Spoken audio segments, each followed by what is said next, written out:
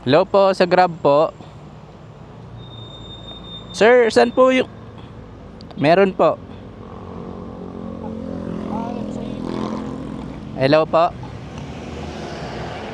AUB. Andito na po ako, sir, sa harap po. Nakakotse ka ba? Motor? Motor po.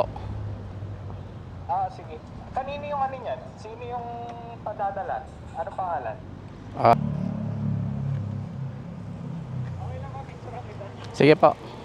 Picture ang kita. Para sa page namin. Para ipopost ka ni Missy. Sige po. Thank you po. Okay po.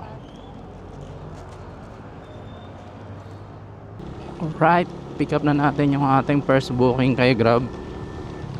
Papunta siya ng Novaliches for 12 kilometers.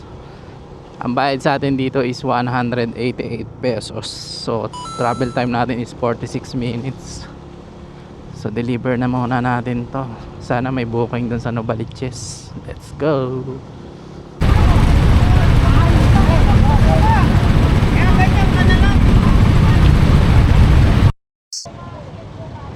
Lalabanan sila.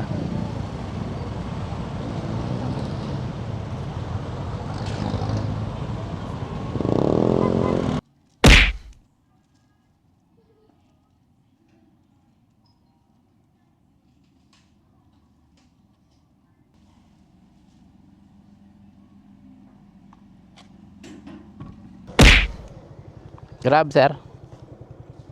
Sir Eric. Ito lang. Ito Sige. yung contact number na nalagay ko naman sa loob. Sige po. Nakita, nalagay ko.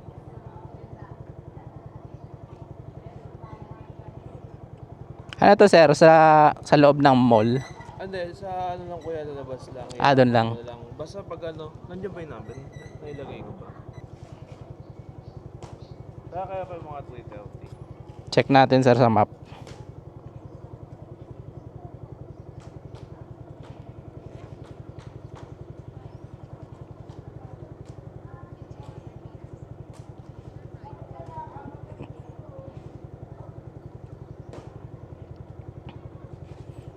Three 349 yung ano dito.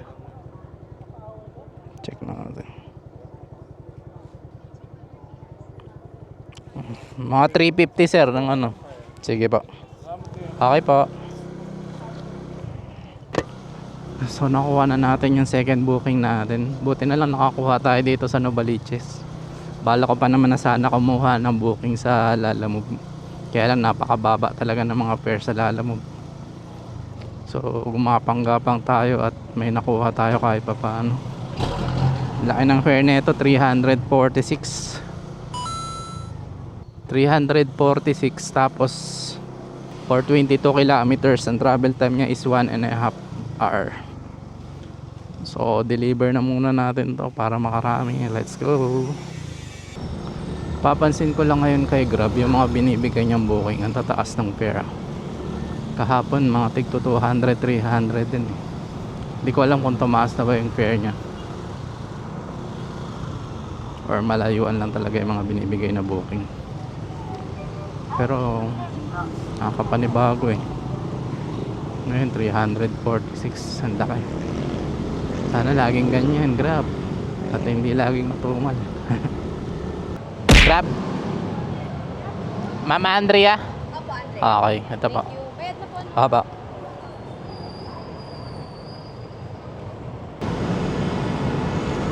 So guys, wala na tayong makuha ang booking kay Grab. Galing ako ng Makati, hindi ako pinasukan. So pauwi na ako na ito. Oras is 4 o'clock pa lang. Pick up po. Para po kay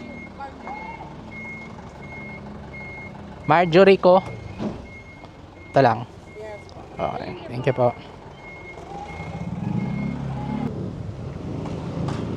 So guys, may nakuha tayong booking. Papunta to ng Bagong Pag-asa. Papunta pala ng Abida Tower sa may Pinyahan.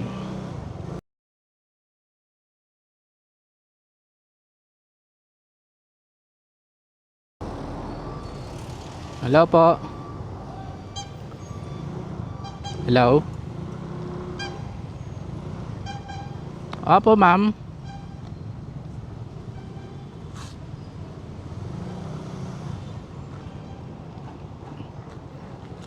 Ala. Paano po 'yun?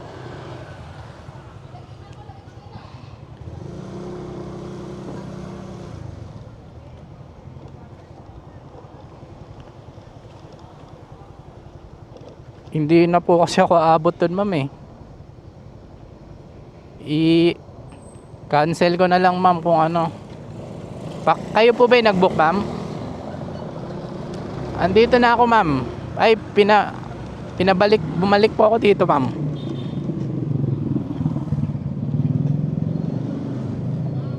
Opo, andito na ako, ma'am, sa gate. Bumalik ako.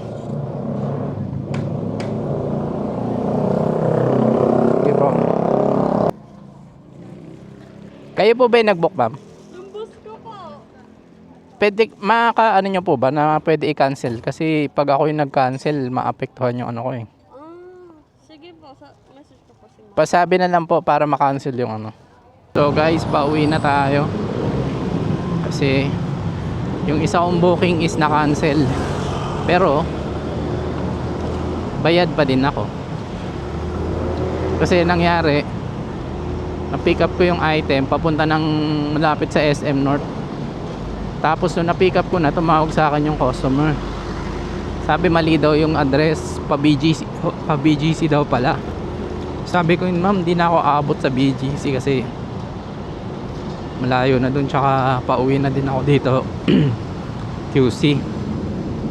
So ginawa ko, binalik ko yung item. Pagkabalik ko ng item, sabi hindi na raw nila makancel. Tapos naalala ko, nung pick up ko na pala kasi siya, for deliver na talaga siya. So hindi na talaga siya makakancel. Tapos sabi, tatry daw nila ipa-cancel. Sabi ko, tawagan nila sa customer service. Kaya tagal. Kaantay ako ng matagal. Tinignan ko yung apps ko. Meron doon ano, parang report issue. Inano ko na, ni-return ko na sa sender. Tapos nung pagka-return to sender ko, na-cancel siya pero na-charge pa rin sila. At pumasok sa akin yung bayad through GrabPay. Kita ko. Kaya bayad pa din ako. Kahit cancel. Kasalanan nila yun. Mali-mali sila maglagay ng address. So yun lang guys.